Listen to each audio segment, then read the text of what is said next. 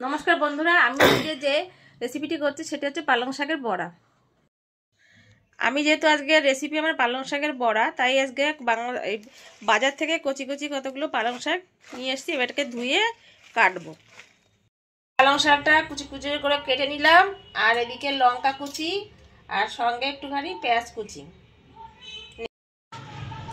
আমার পালং শাক কাটা হয়ে গেল, পেঁয়াজ কুচি আর হচ্ছে লঙ্কা কুচি। এবার আমি চালের গুঁড়ো দিয়ে এটাকে মাখাবো সঙ্গে। আর এই যে পালং শাক কাটা হয়ে গেছে, এবার পেঁয়াজ কুচি করলাম, আর এদিকে হচ্ছে আপনার লঙ্কা কুচি, আর এদিকে আমি নেব চালের গুঁড়ি, আর তার সঙ্গে মেশাবো আমি হলুদ আর হচ্ছে লবণ। এই গুঁড়ি মেখে আমি একটা পেস্ট করব। পেস্ট করার পরে তারপরে কড়াইতে তেল দিয়ে গরম গরম ভাজবো। এবার আমি হলুদ লবণ আর এদিকে চালের গুঁড়ো দিয়ে পালং শাকটাকে ভালো করে চটকে নিচ্ছি, বেশ নরম হবে। তারপরে আমি ওইদিকে ফ্রাই প্যানে আমি তেল গরম করতে দিয়েছি। চটকে আমি এবার এটাকে সুন্দর করে মিহি করে মেখেছি।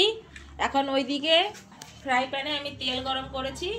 এবার আমি গোল গোল পাকিয়ে আমি দেবো পালং শাকের বড়া। এই আমি ছোট ছোট করে বড়া পাকিয়ে দিচ্ছি।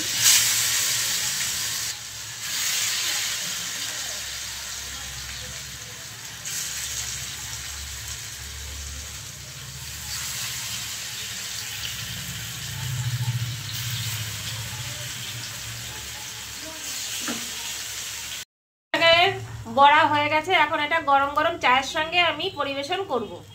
পালং শাকের বড়া খেতে খুবই সুস্বাদু হয়েছে, খুব ভালো হয়েছে, ভালো টেস্ট হয়েছে।